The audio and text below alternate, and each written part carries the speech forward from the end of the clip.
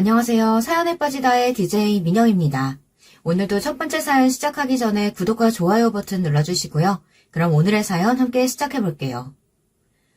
안녕하세요. 저는 30대 후반 평범한 직장인이자 아이 엄마입니다.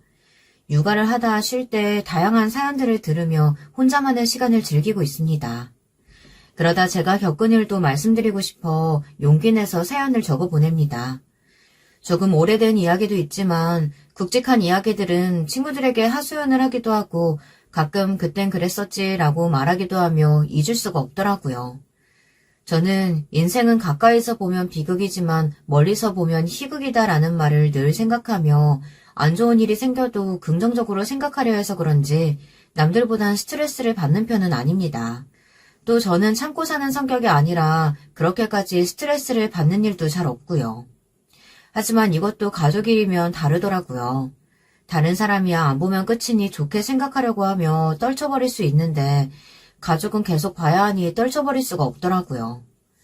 부모님도 마음이 안 맞을 때 힘들고 결혼 후 시댁에서는 얼마나 힘들까요? 제가 말로만 듣던 시댁 시누이 때문에 속을 끙끙 앓았다는 게 이제 와서 생각해보면 많이 참았다는 생각이 듭니다. 한번 들어보실래요? 저는 대학 졸업과 동시에 결혼을 하게 되었습니다. 남편은 저와 만나기 전 직장을 잘 다니고 있었는데 요식업 쪽에 관심을 가지게 되어 회사를 그만두고 지인 가게에서 일을 하게 됐습니다. 저는 그 가게에서 남편을 처음 만났고요. 제 지인이 남편의 지인과 아는 사이라 자주 가게에 가게 됐는데요. 그러다 보니 남편과 자연스럽게 대화를 하게 됐고 서로 취향도 잘 맞아 따로 만나 데이트도 했습니다. 남편은 저와 나이 차이가 좀 있어 걱정을 했지만 저의 돌직구로 저희는 사귀게 됐어요. 만나면 만날수록 콩깍지가 씌어서 그런지 남편이 정말 괜찮은 사람이라고 생각했습니다. 알뜰하게 돈도 잘 모으고 목표를 향해 자기 개발하는 모습도 멋있었고 그 나이에 놀 줄도 모르고 저에게 참 다정한 사람이라 이런 사람을 만나기 어렵다고 생각하며 제가 먼저 결혼 이야기를 꺼냈어요.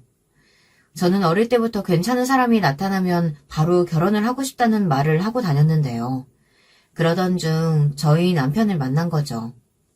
저는 남편도 바로 좋다고 할 줄 알았는데 당황하는 얼굴로 저를 보며 얼버무렸습니다. 제가 다시 한번 묻자 자기는 결혼 생각은 없었다고 말했습니다. 처음엔 그 말을 듣고 심장이 내려앉는 줄 알았어요. 그 뒤에 대답이 없었다면 저희 부부는 만나지 못했을 겁니다. 다행히 남편은 바로 그 뒤에 말을 붙였습니다.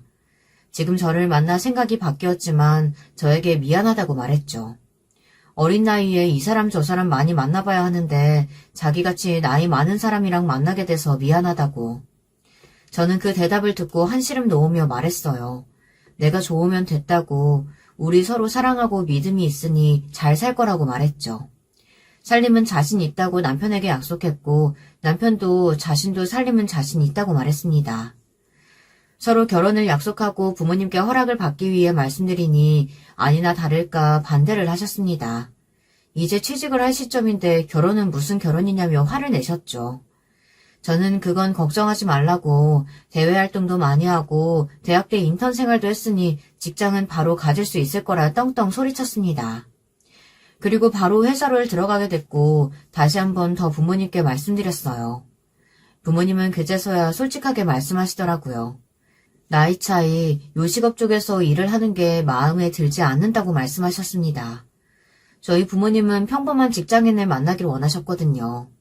하지만 제가 이 사람은 꽤 괜찮은 사람이고 이 남자 아니면 결혼은 절대 못할 거라며 반대를 한다며 집을 나가겠다고 말했어요.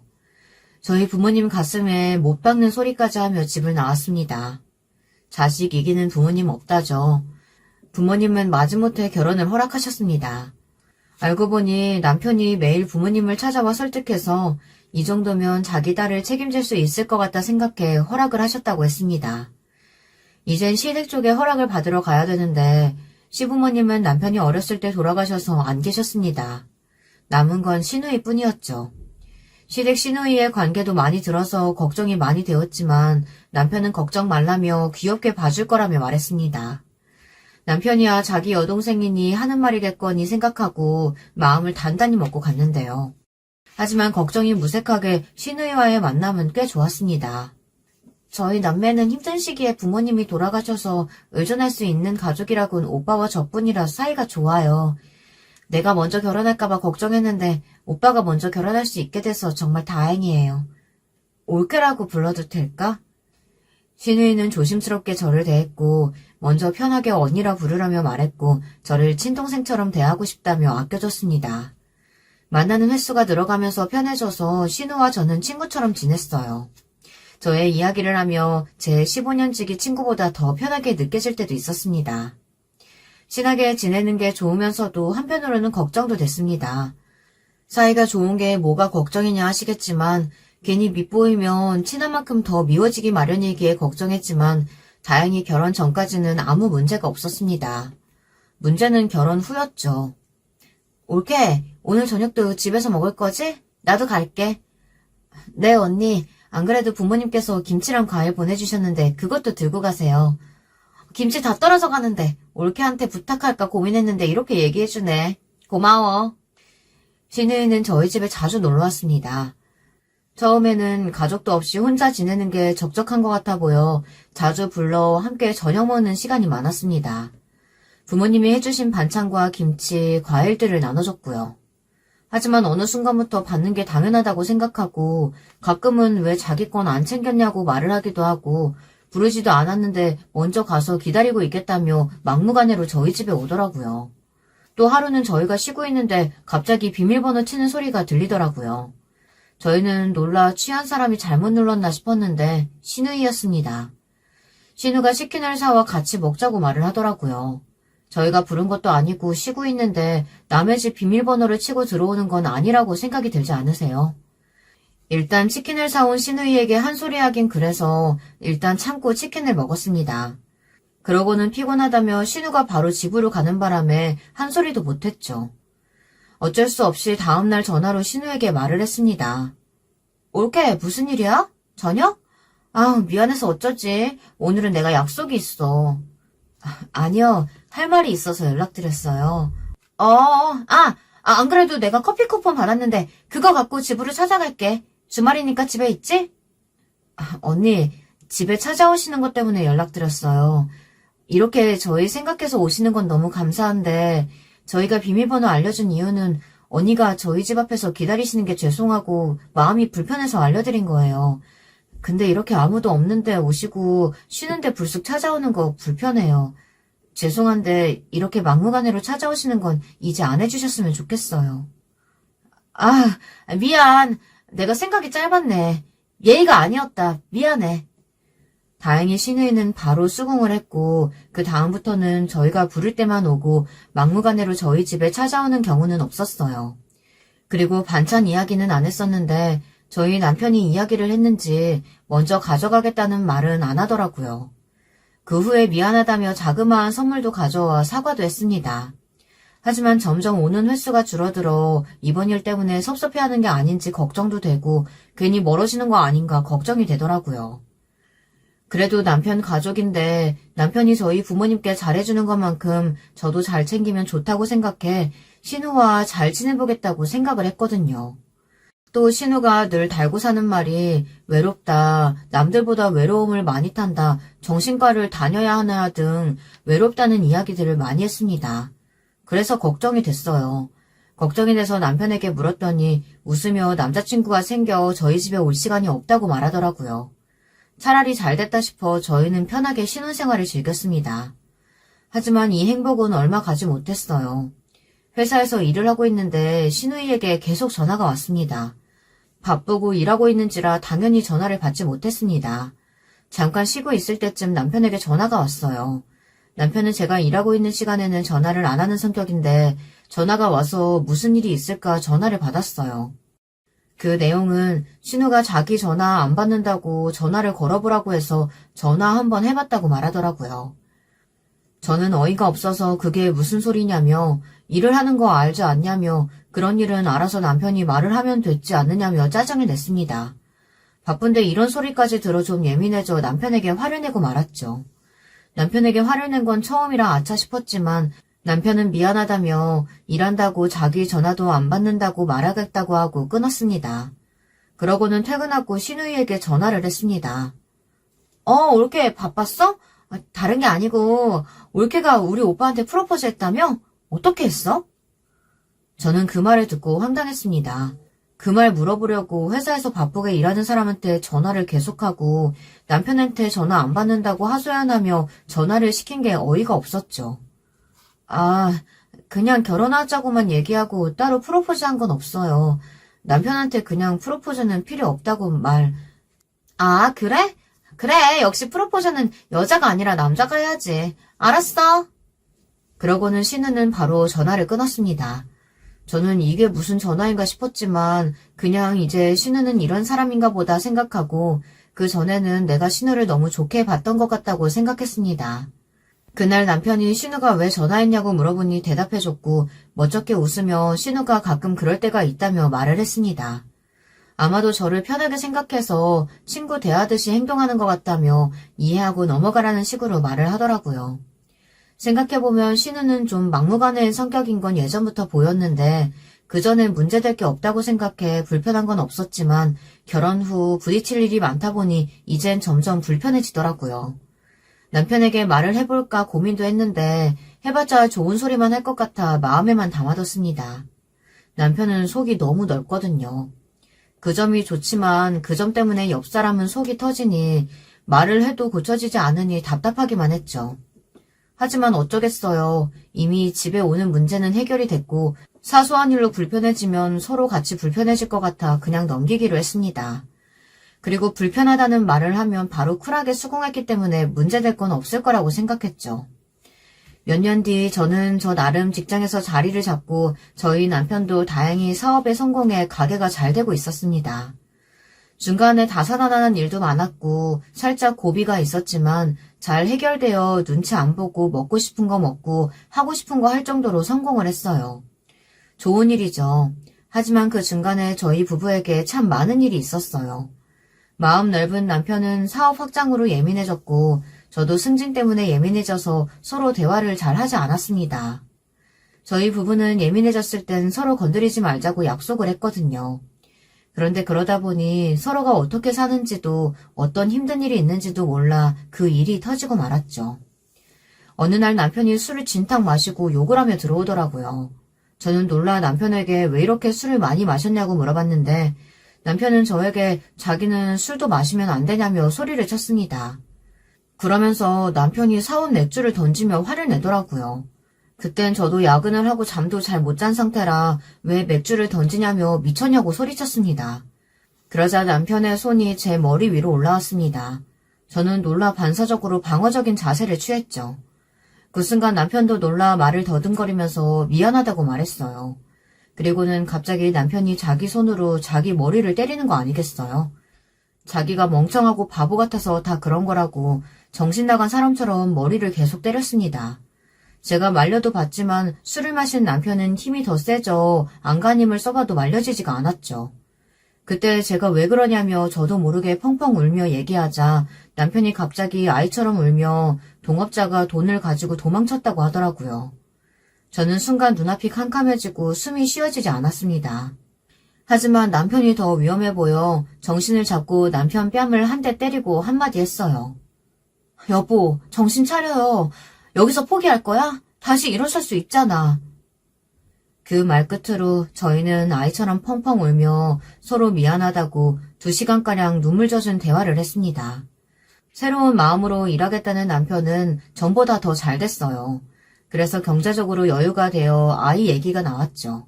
나이가 많은 편은 아니라 아이가 빨리 생길 줄 알았는데 쉽게 찾아오지는 않더라고요. 이 일로 스트레스를 받았지만 스트레스를 받으면 아이가 더 안 생길 수도 있으니 너무 스트레스 받지 말고 천천히 가보자고 남편이 말했어요. 신우도 이것저것 임신에 좋은 음식들, 임신 준비에 필요한 것들을 챙겨주더라고요. 신우가 가끔 믿기는 하지만 이렇게 챙겨주는 것 보면 감사했어요. 근데 어느 날 신우가 임신했다는 소식을 들었습니다. 신우는 아직 결혼도 안 했는데 임신이라고 해 남편과 저는 놀랐어요. 알고 보니 신우는 남자친구와 결혼을 하고 싶어 임신을 하게 된 거였죠. 그래서 신우도 임신에 좋은 음식을 이것저것 먹은 것이었고 티가 안 나게 저에게도 챙겨준 것이었어요. 뭐 그래도 저도 챙겨줬으니 나쁜 건 없지만 괜히 이용당한 것 같은 느낌이 들어 찜찜했습니다. 하지만 어쩌겠어요. 아이가 생긴 건 축하받아야 할 일이니 축하를 해줬습니다. 언니 축하해요. 그럼 결혼식은 아이 낳고 하는 거예요? 아휴, 내가 그 사람이랑 결혼하고 싶어서 임신했는데 아직 말을 못 꺼냈어. 남자친구는 결혼 생각이 없다고 했거든. 그래서 어떻게 얘기해야 할지 모르겠어. 올케가 대신 말해줄래? 아, 네? 아니, 임신 사실을 제가 말하는 건 아니라고 생각하는데요. 그래도 빨리 말씀드리는 게 좋을 것 같아요. 저는 당연히 둘 사이에 아이 얘기나 결혼 얘기가 오갔을 거라고 생각했는데 아니었다니. 신우의 말을 듣고 당황했어요. 신우가 막무가내인 건 알았지만 임신은 그리 가벼운 문제는 아니잖아요. 그래도 제가 봐온 신우이의 남자친구는 책임질 수 있는 사람이라 그리 큰 걱정은 안 했어요. 신우는 남자친구에게 얘기했고 당황했다곤 하지만 결혼 얘기가 오갔고 아이 낳고 결혼식을 올리기로 했다고 했습니다. 제가 못된 건지 한편으로는 마음이 안 좋더라고요. 저희 부부는 열심히 준비도 하고 아이 계획도 세웠는데 아이가 없고 신우는 별 준비 없이 아이를 가졌으니 괜히 마음이 울적해졌어요. 신우는 배가 점점 불러갔고 시댁 부모님도 안 계셔서 저희가 많이 도왔습니다. 그런데 점점 신우가 저에게 요구하는 것이 많아져 갔어요. 한날은 배가 너무 아프다며 와줄 수 없냐고 물어보길래 제가 회사라 못 갈 것 같다고 말했습니다. 저 대신 남편이 아르바이트생에게 일을 맡겨두고 병원에 다녀왔습니다. 저는 신우에게 미안하다고 일이 있어 못 갔다고 문자를 했지만 신우가 섭섭하다는 식으로 말을 했죠. 처음에는 저도 미안해서 신우가 먹고 싶은 것들을 챙겨서 보러 갔어요. 근데 이젠 평일엔 제가 회사에 있어서 못 가니 주말에 부르는 거 아니겠어요? 뭐 여자 자매가 없어서 저를 편하게 친동생으로 생각해 이 얘기 저 얘기 하고 싶은가 보죠. 임신을 했으니 외로울 거라고 생각은 합니다. 아주버님은 출장이 잦아 같이 있어주지는 못했거든요. 저도 같은 여자라 이해하려 하지만 점점 지쳐갔어요. 저는 평일날 회사 일에 치이고 주말엔 신우 얘기 들어주느라 지쳤습니다. 오죽했으면 저희 남편이 신우에게 그만 좀 부르라고 말을 했겠어요. 근데 그 사건이 터지고 말았죠. 신우가 어느 날 펑펑 울면서 저희 집에 왔더라고요. 저희는 놀라 얼른 안으로 들어오라고 했고 신우는 거기서 주저앉아 하염없이 울기만 했습니다. 남편과 저는 신우를 달랬어요. 언니, 무슨 일이에요? 신우는 아무 말 없이 저와 남편을 쳐다봤습니다. 둘 다 진짜 너무한 거 아니야? 남편과 저는 벙쪄 있었습니다. 도대체 저희가 무슨 잘못을 했는지 빠르게 머리를 굴리기 시작했고 이렇게 심하게 울 정도로 잘못한 게 있었나 생각했습니다. 아니, 그게 무슨 소리야? 무슨 일 있었어? 둘 다 모르겠어? 언니, 무슨 소리 하시는 거예요? 무슨 소리냐고? 둘 다 진짜 너무한다. 안 좋은 일 있으셨어요? 저는 고구마를 100개 먹은 듯 답답했습니다. 물어봐도 너무하다고만 대답하고 왜 그러는지 모르겠다고 하면 또 너무하다고 말을 하고 이 대화만 계속 되풀이되고 있었어요. 그래서 결국 저는 신우에게 화를 내며 말했죠. 언니, 다짜고짜 집에 오셔서 너무하다고만 말씀하시면 저희가 어떻게 해야 할까요? 말도 안 하는데 그냥 알아차리기를 원하시는 거예요? 만약 저희가 잘못한 게 있으면 언니 말 듣고 사과드릴게요. 그러니까 그만 우시고 왜 속상한지 말씀을 해주세요. 제 말을 들은 신우는 놀라 울음을 멈췄어요. 그러고는 마음을 가다듬고 얘기했습니다. 신우는 주말에 와주지 않은 저희에게 화가 났던 겁니다. 이 말을 듣고 조금 화가 났지만 임신을 한 상태이기에 예민했을 거라고 생각하고 안 좋게 말하는 건 아니라고 생각해 일이 바빠서 너무 힘들었다며 나도 쉬고 싶을 때가 있었는데 남편이 제가 너무 피곤해 보여 대신 얘기해준 것 같다며 좋게 얘기를 했어요. 신우는 그 얘기를 듣고 자기도 너무 외로워서 우울증이 생길 것 같아 펑펑 울다가 서러워서 저희 집에 찾아왔다고 했습니다. 그러면서 너무 아이같이 굴었다며 미안하다고 사과를 하더군요. 근데 그때 엄청 놀라운 얘기를 들었어요. 사실 자기 남편이 출장이 잦은 이유가 자기 때문일 거라는 얘기를 했습니다. 저는 처음에 이해가 가지 않았지만 얘기를 듣고 알게 되었습니다. 신우는 남편이 임신 사실을 알았을 때 당황하면서 지우자는 이야기를 했다며 울며 말했고 그러면서 아직은 아니라고 단호하게 말을 하고 잠시 시간을 갖자고 얘기를 했다고 했습니다. 그 뒤에도 신우가 계속 연락을 했지만 받지 않았고 일주일이 지나서야 연락을 받았다고 했습니다. 다시 만나서도 신우에게 아이는 지우자고 얘기했지만 신우가 그 자리에서 아이를 지우게 된다면 자기는 여기서 죽을 거라며 그 자리에서 창가 쪽으로 달려갔고 그제야 알겠다며 같이 살자고 했다고 하더군요. 그러면서 어쩔 수 없이 자기와 살게 된 거라고 말을 하더라고요. 신우도 자기 입으로 나 같은 사람이랑 살면 힘들어할 거라며 자기는 이해한다고 했습니다.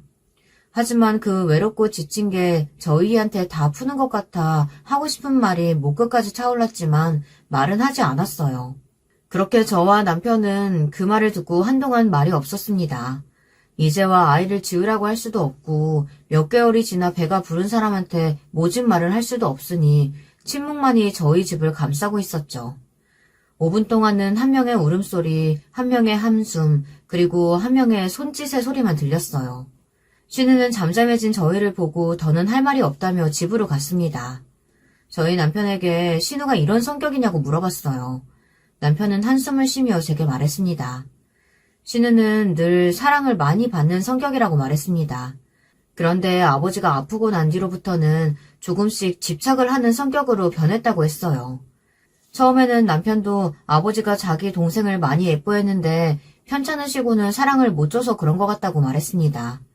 그런데 어머니도 돌아가시니 더 심해졌고 하물며 다른 사람에게도 집착한다는 소리를 듣게 됐다고 말하더군요. 옆에 있던 친구들에게도 힘들면 와달라고 하고 안 오면 왜 안 왔냐고 자기 힘들었다며 울며 얘기하고 심지어는 남편 친구들한테도 하소연을 하며 연락을 했다고 했습니다.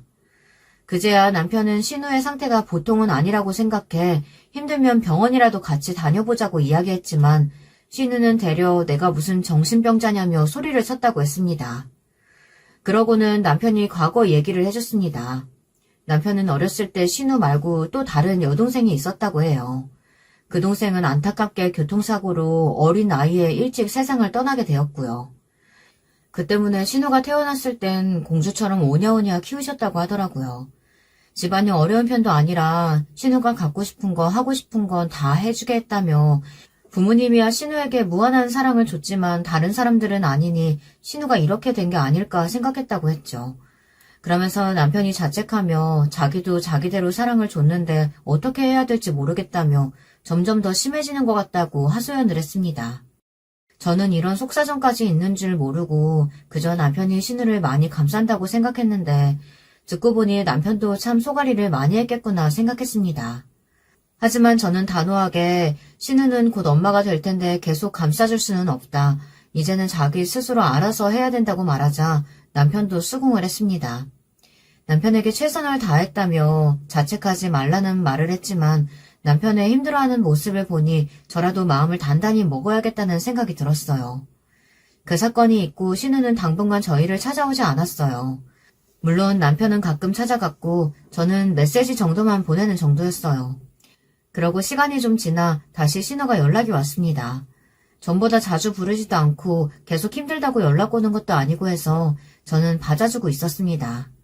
다행인지 아닌지 신우는 제가 이야기를 하면 고치려고 하는 게 보여서 미워할 수가 없었죠. 그래서 저도 가끔 신우가 먹고 싶다는 과일이나 음식을 사 같이 먹기도 했고요. 어느덧 시간이 지나 신우는 막달이 다 됐고 드디어 저희의 첫 조카가 생겼습니다. 저희 부부도 아이를 원했기에 모든 아이가 예뻐 보이는 시기였던지라 첫 조카가 너무 예뻤어요. 심지어 저희는 딸을 원했는데 첫 조카가 딸이니 얼마나 예뻐 보이겠어요. 남편과 저는 조카에게 이 선물 저 선물 아낌없이 줬고 사랑을 많이 줬습니다. 조카를 보며 저희 부부도 아이를 갖고 싶다는 생각이 더 커져만 갔고 더 열심히 준비를 했죠. 이렇게 또 잠잠히 흘러가나 싶었더니 또 신우이 때문에 골치 아픈 일이 생겼습니다. 저도 늦게 야근까지 하고 들어와 씻지도 못하고 그대로 누웠고 남편도 바쁜 가게 일에 녹초가 되어 둘 다 아무 말 없이 쉬고 있었어요. 그런데 갑자기 저한테 신우이가 전화가 왔습니다. 지금 숨이 잘 안 쉬어진다고 말해서 저는 놀라 곧장 집으로 달려가겠다고 119를 부르겠다고 말했어요. 남편과 저는 당장 신우이의 집으로 달려갔고 거기서 저희는 경악을 금치 못했습니다. 집은 아이 용품과 기저귀, 쓰레기들로 가득 찼고 조카는 울고 있었습니다. 그 옆에 신우는 숨을 가다듬고 있어 얼른 신우 옆으로 가 119가 곧 도착하니 걱정 말라며 이야기했어요. 119가 도착하고 남편과 신우는 같이 앰뷸런스를 타고 갔고 저는 조카를 진정시키고 집안을 청소했습니다. 남편에게 연락이 왔고 다행히 아무런 이상은 없다고 말했습니다.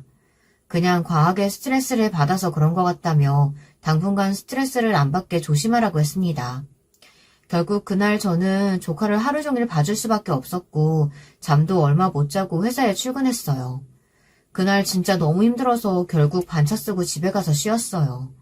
남편이 집에 와 고생했다며 말하자 저도 모르게 울컥했습니다. 육아가 이렇게 힘들다는 걸 듣고는 있었지만 하루하고 힘들어하는 제 자신이 한심하기도 하고 이런 상태로 엄마가 될 수 있을까라는 생각에 눈물이 났어요. 전화는 해봤어? 안 그래도 동생이 병원에 있을 때 연락 와서 말을 했는데 놀란 것 같더라. 그래서 이 얘기 저 얘기 좀 했는데 내재도 힘들어하는 것 같았어. 자기 때문에 출장 자주 가는 건 아니냐고 계속 말하는 바람에 힘들어하는 것 같더라고. 신우이는 저희에게 한 이야기를 그대로 자기 남편에게 한 것입니다. 하지만 남편 말로는 출장이 잦은 직업이라 어쩔 수 없었고 혼인신고를 한 후 아이를 위해 일을 하다 보니 더 출장이 잦아진 것이라고 말을 했죠. 신우이는 아이 낳기 전 카페에서 일을 했는데요. 아이를 가지고는 더는 일을 할 수 없을 것 같아 카페를 다른 사람에게 넘기고 쉬고 있어 어쩔 수 없이 외벌이를 할 수밖에 없는 상황이 된 것이었죠. 그리고 그 뒤에 좀 이해할 수 없는 이야기들을 들었어요. 신우와 아주버님은 사귈 때부터 결혼 이야기를 했고 아이 얘기도 했다고 했습니다. 물론 그 당시 당장은 아니고 몇 년 뒤에 하자고 얘기가 나왔는데 덜컹 아이가 생겨버린 것이고요. 그러자 이직을 준비하고 있던 아주버님은 신우의 말을 듣고 당황해 조금만 시간을 달라고 했고 이직은 하지 않았고 덜컥 아이 아빠가 된다는 생각에 무서워 연락을 피했다고 합니다. 그래서 아이를 지우는 건 어떻냐고 조심스레 물었는데 신우의 반응을 보고 아니라고 생각했고 자기도 아차 싶어 반성하고 아이를 낳고 결혼하자고 얘기를 했다고 했습니다. 두 사람 다 얘기를 들어보니 이해가 갔어요. 그런데 여기서 이해가 가지 않는 건 중간중간 신우이가 한 말과 맞지 않는 말이 있어 이상하다는 생각이 들었죠. 아무래도 언니가 많이 힘들어하는 것 같은데 병원에 가보는 건 어때? 그래, 내재도 요즘 점점 더 심해진다고 하더라고. 근데 예전에도 말을 해봤지만 소리치는데 과연 가려고 할까? 저와 남편은 한숨만 쉬며 신우와 얘기를 해본다며 잠깐 나갔어요. 다행히 신우는 심리상담을 받아보겠다고 얘기했습니다. 근데 거기에 조건이 하나 있었는데 한 달 동안은 저희 부부가 주말에 아이를 봐줄 수 있냐고 물어봐 남편은 알겠다고 얘기했다고 합니다.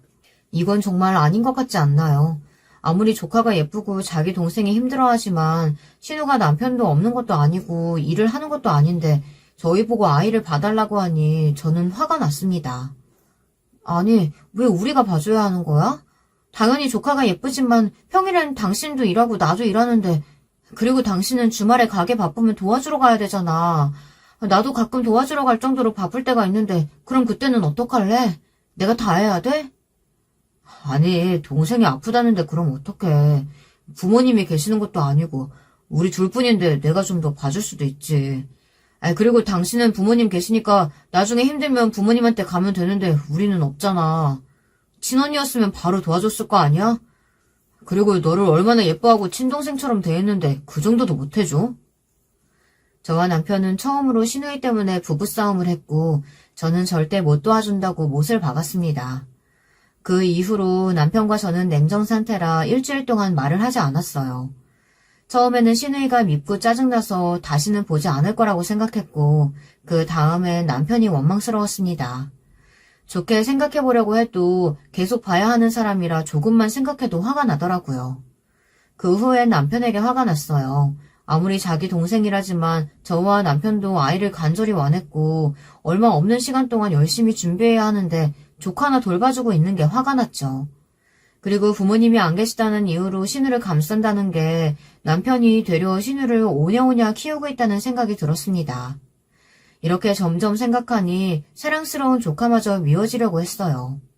그래서 전 다시 정신을 차렸습니다. 아무리 밉다고 하지만 조카마저 미워하지 말자고 다짐하고 절대로 저는 봐주지 않을 거라고 다짐했죠. 하지만 남편이 가게 일과 육아로 점점 지쳐하는 모습이 보여 마음이 약해졌어요. 남편을 보면 볼수록 저의 다짐은 무너져 갔습니다. 남편이 저한테 못해주는 것도 아니었고 시누이도 제가 아팠을 때 가게도 접고 저를 간호해줬던 일이 있어 그 기억을 떠올리며 조금만 참아보자라는 생각에 제가 먼저 남편에게 말을 걸었어요. 알겠어요. 그럼 딱 남은 기간 동안 내가 봐줄게. 하지만 다는 아니야. 언니랑 잘 얘기해서 하루 종일은 아니고 어느 정도 시간만 봐주는 걸로 할게요. 남편은 알았다고 말을 했고 그렇게 저희 부부싸움은 종결됐죠. 신우와 잘 얘기를 해서 저녁 전까지만 봐주기로 했습니다. 저는 신우가 그 전까지 뭘 하는지 궁금해 물어봤어요. 내가 요즘 많이 울적하고 힘드니까 병원에서 친구들 좀 만나고 남편이랑도 얘기 많이 해보라고 해서 주말에 남편이랑 같이 데이트하지. 그 덕에 한결 마음이 편해지는 것 같아. 내가 항상 고마워, 옳게. 저는 그 말을 듣고 뒷목이 쫙 땡겼어요. 지금 누구 때문에 이 고생을 하고 있는데 그 누구는 웃으며 남편과 데이트한다는 소리를 하니 화가 치밀어 오르더라고요.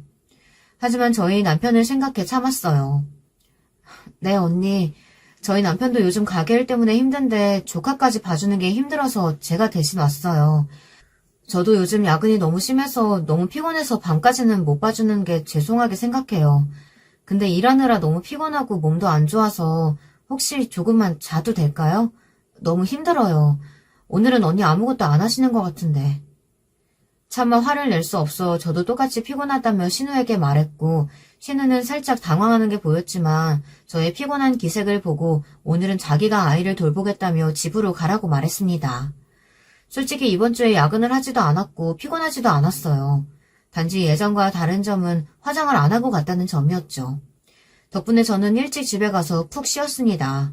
저와 남편은 오랜만에 집에서 쉴 수 있었고 남편이 부부싸움 후 멋쩍었는지 꽃을 주며 사과를 하더라고요. 덕분에 따뜻한 하루를 보낼 수 있었어요. 이런 하루만 있었으면 좋겠지만 결국 또 돌아오는 그 육아주가 되었고 마지막 주엔 나름 익숙해져서 혼자 육아의 신이 아니냐며 생각하며 하루만 더 하면 육아에 벗어날 수 있다는 생각에 신이 났습니다.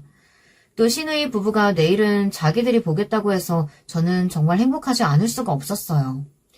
그런데 이걸 쓰면서 느끼는 건데 그 당시에 제가 조금 불쌍해 보이네요. 도와주는 게 당연한 건 아닌데 도와줄 땐 최선을 다해 도와주고 마지막 날 하루 쉬어도 된다고 해서 좋아하는 꼴이라니. 지금 생각해보니 안타깝네요. 하여튼 저와 남편은 축하주를 들었습니다. 물론 아이를 준비해 무알코올 샴페인을 터뜨렸고 저희의 아이를 위해도 열심히 준비를 했어요.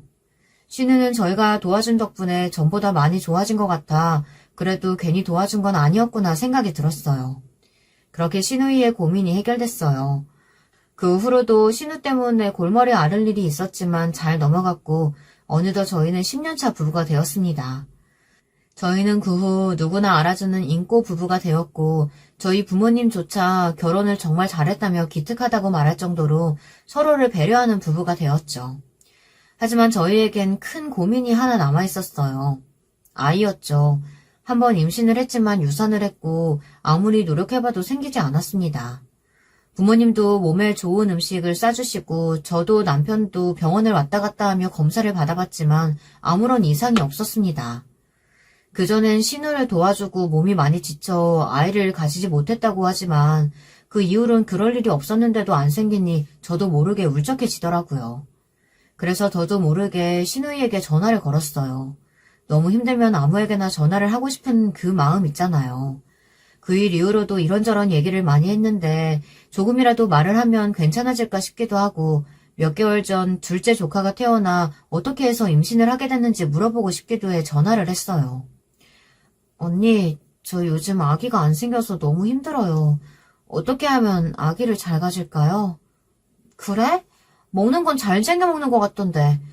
난 딱히 노력해서 아이가 생긴 게 아니라 잘 모르겠네. 일을 열심히 해서 스트레스 받는 거 아니야? 뭐 문제 있나? 아, 미안. 남편이 부르네. 나중에 통화하자. 저는 그 말을 듣고 서러워서 펑펑 울었어요.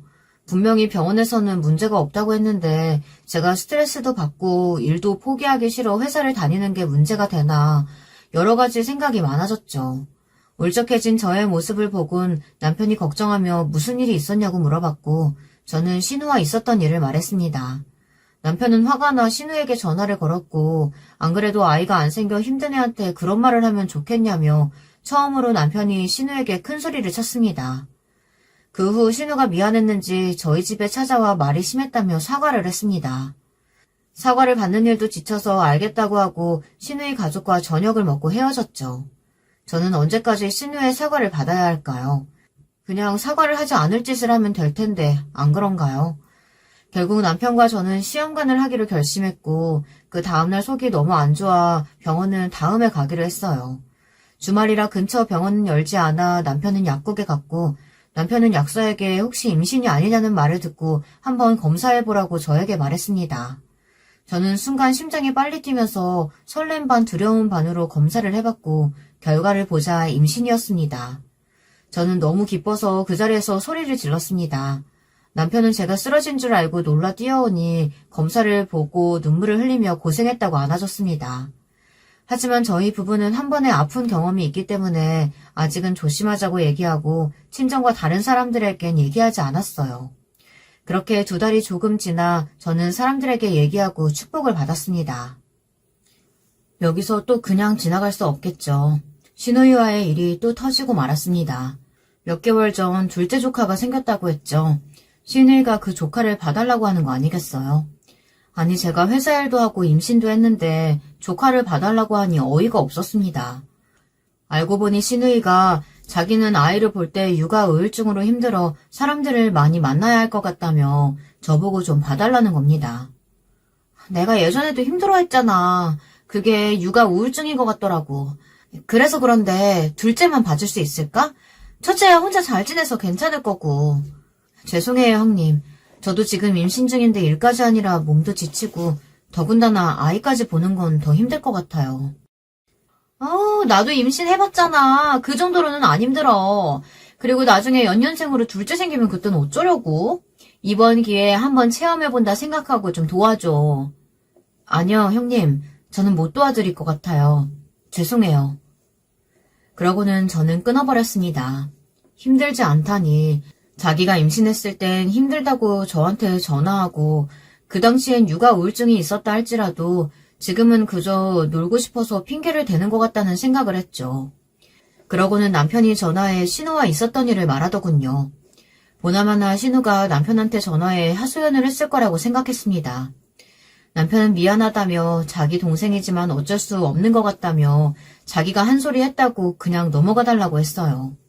요즘 신우가 저에게 뭐라고 하면 예전 같았으면 넘어갈 남편이 화를 낸 이후로는 신우에게 따끔하게 한 소리 하는 것 같았습니다. 그래서 저도 별말 없이 넘어갔죠. 시간이 흘러 출산을 하게 되었고 저와 남편을 반반 닮은 아들을 낳게 되었어요.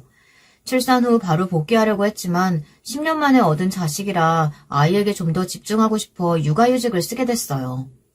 예전에 조카를 봐줄 때와는 또 다르다는 걸 느꼈습니다. 아이들 돌보는 일이 제일 힘들다고 하는데 정말 너무 힘들었어요. 잠도 잘 못 자고 먹지도 못하고 남편이 봐줄 수 있는 시간은 최대한 봐주는데도 몸이 지쳐갔죠.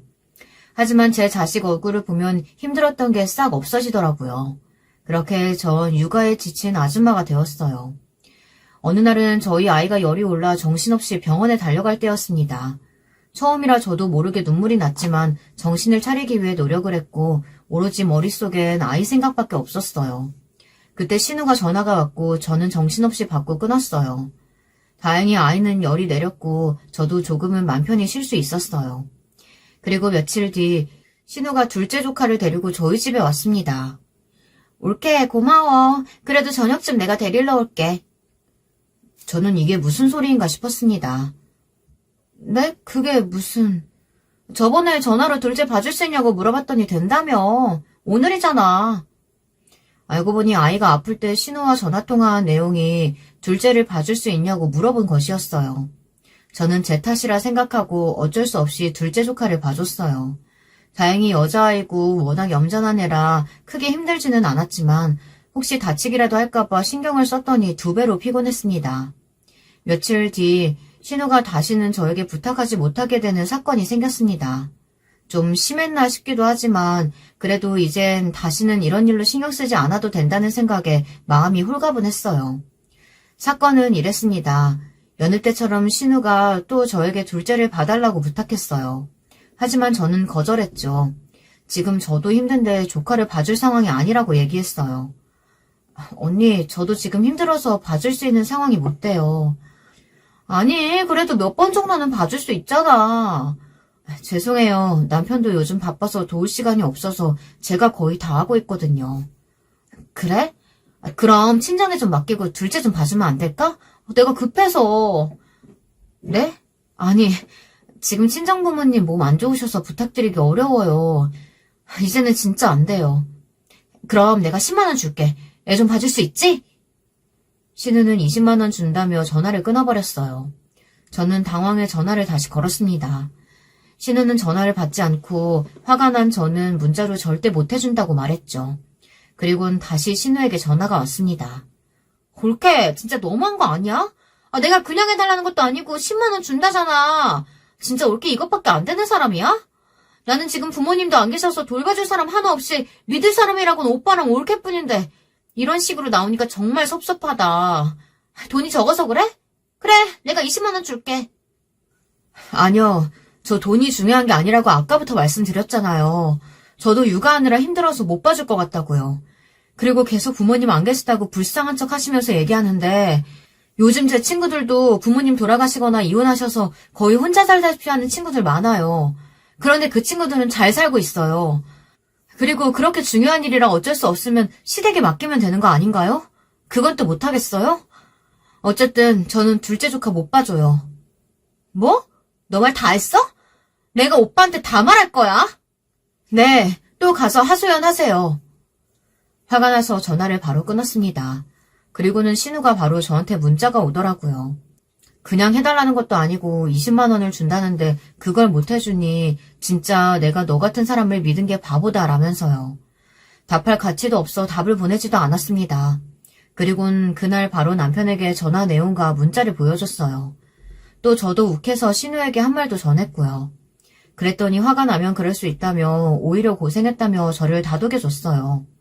그 뒤 신우와 저는 연락을 하지 않았습니다. 그런데 어느 날 신우 부부가 저희 집에 찾아왔습니다.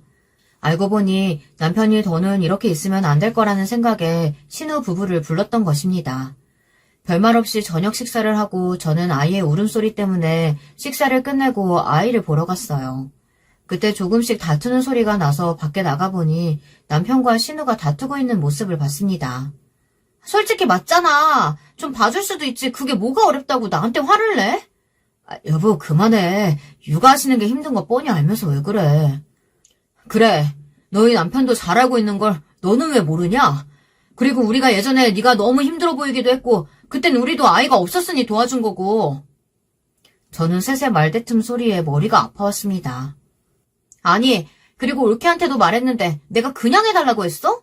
20만 원 준다잖아. 지금 올케 일도 안 하는데 그 정도면 감사합니다 하고 받아서 애 좀 돌봐줄 수도 있는 거 아니야?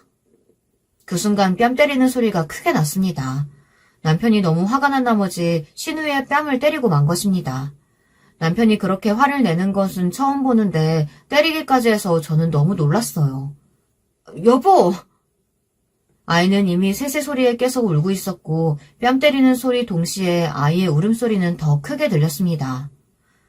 내가 부모님 봐서라도 곱게 키우고 화가 나도 참았는데 이제는 한계다. 언제 정신 차릴래? 오빠, 지금 나 쳤어? 거기다가 남편이 정말 화가 끝까지 났는지 때려서 미안하다는 소리 없이 이런 식이면 다시는 찾아오지도 연락하지도 말라고 했습니다. 신우는 놀라서 집에 뛰쳐나갔고 아주버님도 얼른 짐을 챙겨 죄송하다고 하곤 집을 나갔습니다. 저는 아이를 달래느라 정신이 없었고 남편은 그래도 의자에 주저앉았고 저와 아이에게 큰 소리쳐서 미안하다고 말했습니다. 물론 저도 놀랬지만 가장 놀란 사람은 남편인 것 같아 저는 아무 말도 없이 기다려줬습니다. 남편은 자기 동생이 시간 지나면 철이 들 줄 알았다고 속상하다고 말했습니다. 좋게 타이르면 될 줄 알았는데 점점 심해지는 걸 보니 도저히 안 될 것 같아 욱하는 마음에 뺨을 때렸다고 했습니다. 저도 뺨을 때린 건 과하다고 생각이 들었지만 이렇게 해서라도 신우가 정신을 차린다면 좋겠다는 생각에 아무 말도 하지 않았습니다. 오히려 저한테는 편한 생활을 할 수 있게 해줬으니까요. 그 이후로 남편이 신우 집을 찾아가 때린 건 미안하다고 사과를 했고 신우도 잘못했다고 말을 했습니다. 저한테도 직접 찾아와 사과를 했죠. 말뿐인 사과를요. 올케, 내가 미안했어. 내가 그때 너무 흥분했네. 네, 놀라셨을 텐데 사과해 주셔서 감사해요. 그리고 저도 전에 모진 말한 게 마음에 걸려 죄송하다고 말씀드리고 싶어요. 그리고 언니, 이젠 사과할 일 안 만들었으면 좋겠어요. 아내가 잘못했다지만 너무 심하게 말하는 거 아닌가? 그때 이때까지 아무 말도 안 한 아주버님이 저한테 말이 심하다며 말을 하더군요. 그러면서 저에게 신우의 대변자 마냥 이런 건 좀 봐줄 수 있지 않냐며 저한테 되려 따지더라고요. 지금 신우가 사과를 하려 나온 자리인데 아주버님이 신우의 대변인인 양 저에게 따지는 꼴을 보니 화가 치밀어 올랐습니다. 저는 아주 힘껏 제 손바닥이 아픈 줄도 모를 정도로 아주버님의 등을 3번 때렸습니다. 아주버님, 정신 차리세요. 아주버님도 똑같아요. 아닌 척하면서 편하니까 아무 말 안 하고 신우이 편 들어주는 거 몰랐을 것 같아요? 지금 언니가 한마디 좀 해달라고 했나 보죠? 언니도 그러는 거 아니에요. 이때까지 그럼 사과는 그냥 말뿐이고 뒤에서 아주버님께 욕이라도 했나 봐요? 저는 이제 2번 다시 2분 꼴도 보기 싫네요. 옆에 있던 남편은 신우를 보고 한숨을 쉬고 아주버님 뒤통수를 한 대 치며 다시는 우리 집에 오지 말라며 말했습니다. 그렇게 저희는 신우 부부와 연을 끊게 되었습니다. 가끔은 조카들이 보고 싶지만 후회는 없는 선택이었어요. 지금은 화목하게 아들과 저 남편 알콩달콩 평화롭게 잘 살고 있답니다.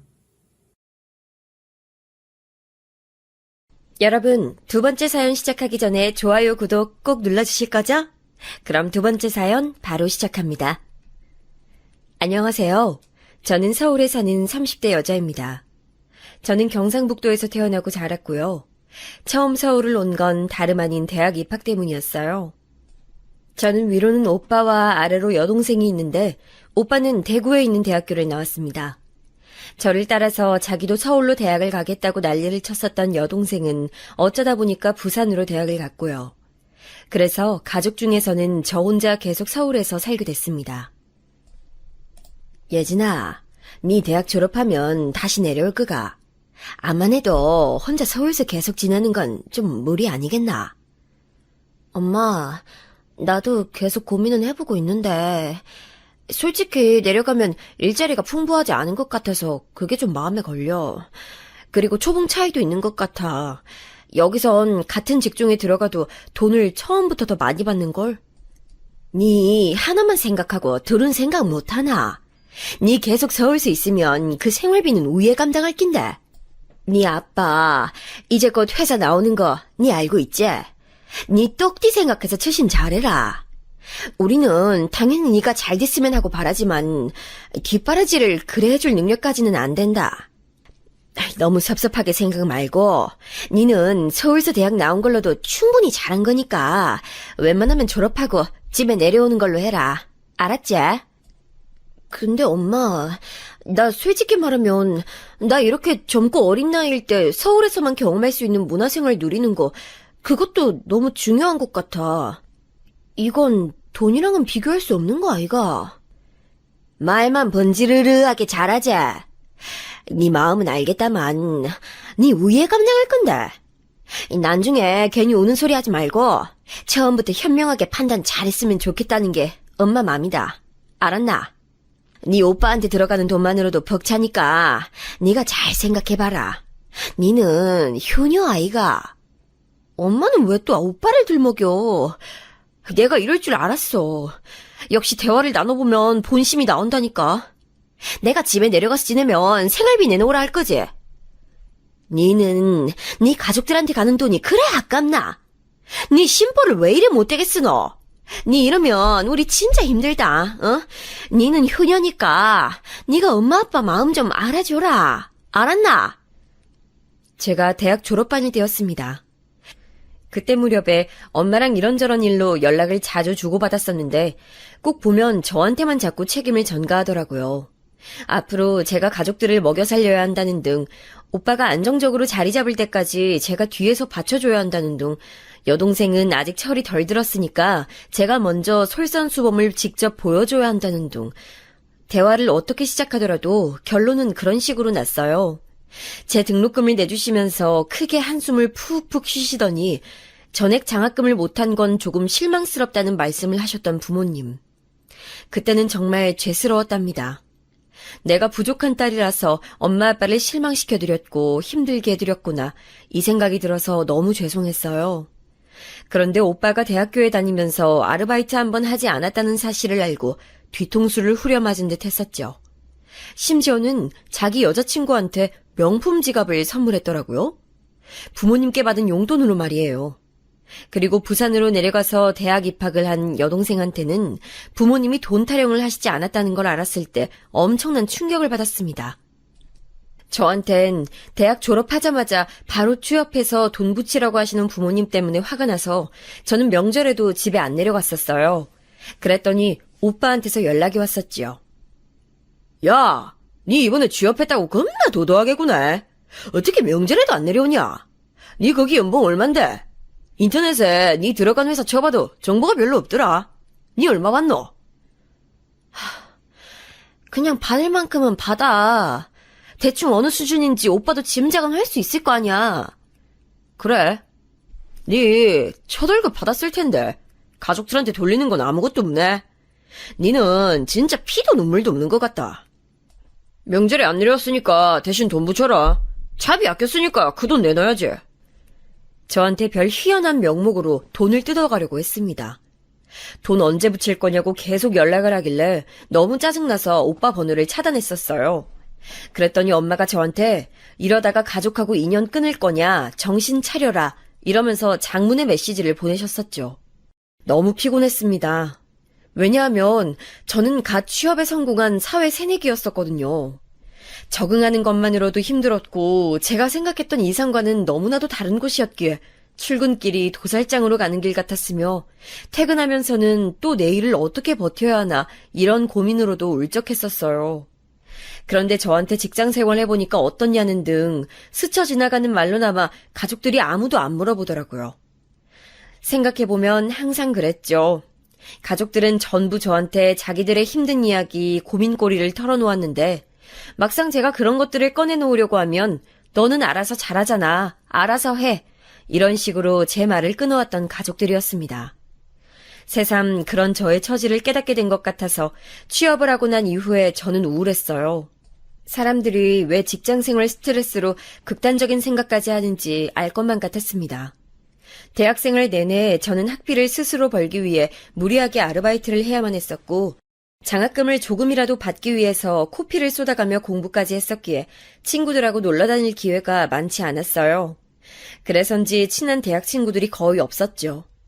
가족들과도 갈등이 일어난 상태에다가 의지할 만한 친구도 없었고 첫 직장 생활은 저의 숨통을 조이고 있었으니 저는 퇴근하면 제 자취방에서 불도 안 켜놓고 멍하니 있을 정도로 정신 상태가 안 좋았어요. 막말로 돈이라도 많이 주는 곳이면 내가 이러진 않았을 것 같은데 과연 내 경력에 도움이 되는 곳일지도 의심스러워. 어쩌면 내가 취업 압박에 시달려서 너무 성급한 지원 그리고 입사 결정을 내렸던 거 아닐까? 그러다가 저는 어느 날 객관적으로 저의 상태를 짚어봤습니다. 그날은 주말에 모처럼 혼자서 멀리까지 산책을 가본 날이었어요. 그냥 바깥 구경을 하면서 햇빛을 쬐고 가만히 생각을 정리하는 것만으로도 마음의 우울이 희석되더라고요. 아주 놀라운 경험이었어요. 하루 종일 저 스스로를 돌아보는 시간을 가졌던 그날 이후 저는 결심을 한 가지 했습니다. 못 견딜 것 같으면 직장을 관두고 견딜만 하다면 무조건 1년은 채워보자고요. 그리고 그런 결심을 한 뒤 2개월이 지났을 때 저는 퇴사를 했습니다. 그곳 첫 직장에서 일을 한 지 7개월째였죠. 그런 다음 새로 취업 준비에 들어갔어요. 사실 그때만큼 저 자신에 대한 불안감이 높았던 때가 없었던 것 같네요. 지금 생각해보면 그랬어요. 인생 선배님들께서는 왜 젊은 20대 청년들이 미래에 대한 불안감으로 그렇게나 떠는지 어쩌면 이해가 안 가실지도 모르겠어요. 그 나이라면 아예 대학을 처음부터 다시 다녀도 될 법한 나이인데 왜 그렇게 조바심을 내면서 실패를 두려워하는지 나이 드신 분들이 보시기엔 이해가 어렵고 안타까울 만하죠. 그 시기를 지나본 제가 말씀드리자면 요즘 사회가 조금이라도 도태되는 사람을 패배자로 매도하기 때문에 그런 것 같아요. 인터넷의 발달과 스마트폰 사회가 오면서 남과 자신을 비교하기가 더욱 수월해졌죠. 성공 혹은 실패라는 이분법적 사고에 갇혀서 나는 패배자야 라는 인식을 하기 십상이더라고요. 저는 첫 직장을 그만두고 나서 이따위 정신머리라면 나는 뭘 해도 안 될 거야 라는 생각에 사로잡혀서 힘들었어요. 늘 초조했습니다.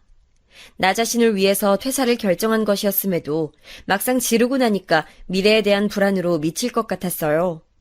그 와중에 제 대학 친구 한 명이 무려 대기업 입사를 이뤄냈지요. 겉으로는 크게 축하해줬지만 속으로는 복잡한 마음이었던 것 같네요. 그 당시 저의 그릇이 그 정도로 작았으니 친구의 성공을 오롯이 기뻐해주지 못했었네요. 이런 심정들을 떠안은 채로 저는 재취업에 성공을 했어요. 정말 제 최대한의 노력을 다해서 입사한 곳이었고 첫 직장보다 조건도 훨씬 좋았답니다. 이 정도면 대기업에 입사한 그 친구가 부럽지 않을 정도야. 그동안 마음고생하면서 힘들어했었던 보람이 있구나. 앞으로 정말 멋지게 살아볼 거야. 우리 가족들도 나를 최고라고 여길 수밖에 없도록 그렇게 돼야지. 입사를 하는 신입이라면 모두가 당찬 포부를 갖고 있겠죠? 저도 그랬었어요. 제 마음의 불안과 초조함을 이곳에서 모두 털어내고 훌륭한 미래를 펼쳐나갈 것이라고 각오를 다졌었죠.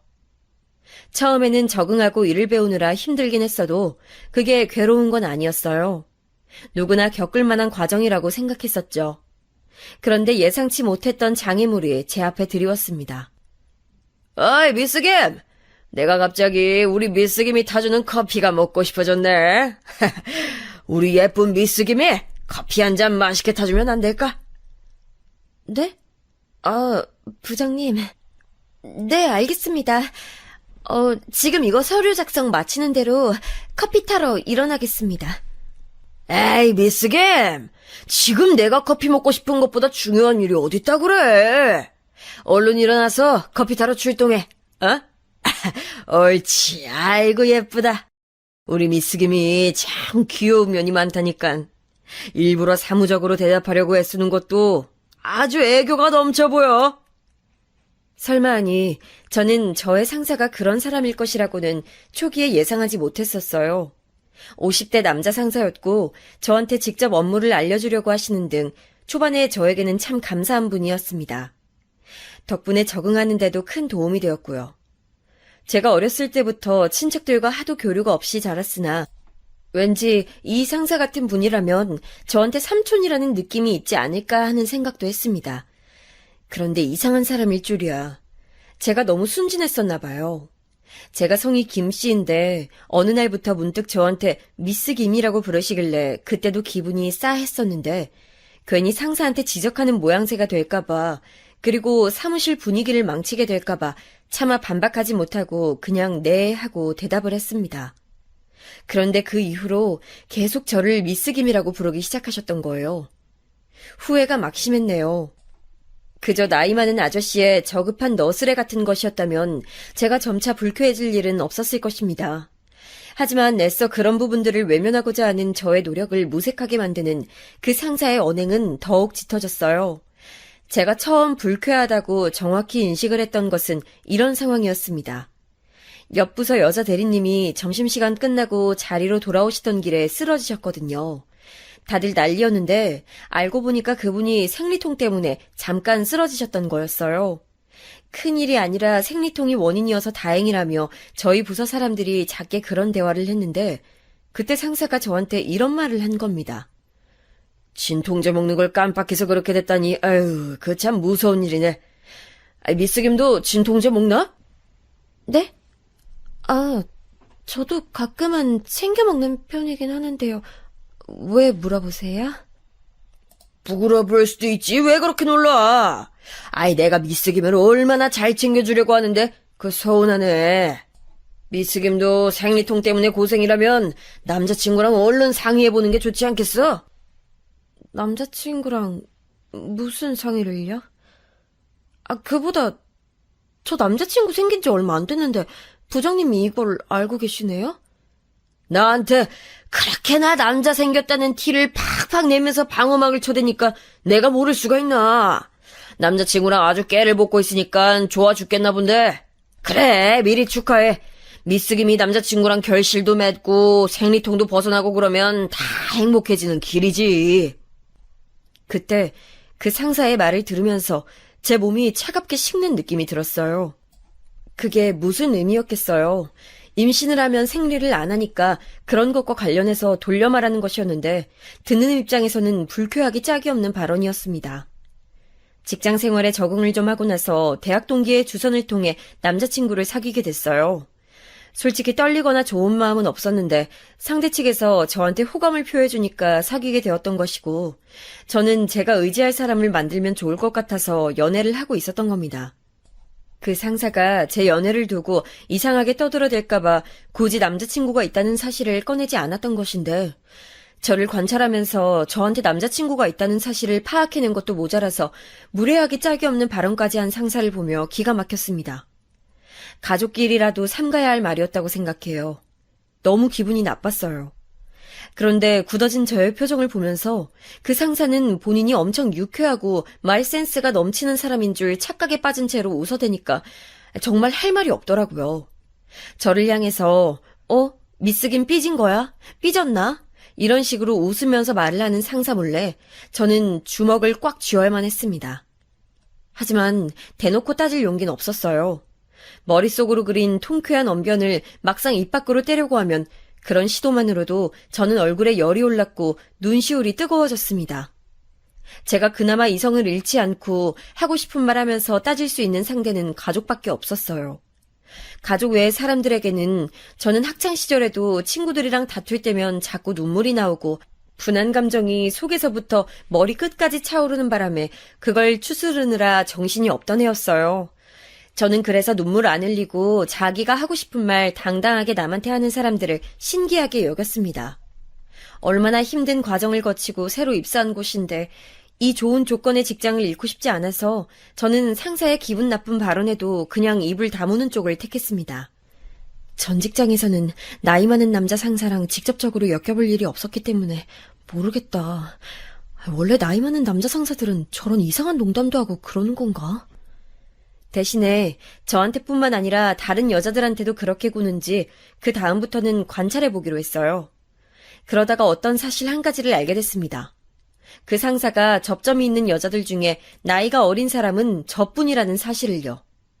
제 나이 바로 윗사람이 저보다 4살 연상이었는데 그분은 제가 입사하기 한 달 전에 결혼하신 분이었어요. 어리고 젊고 미혼인 여자는 저밖에 없었죠.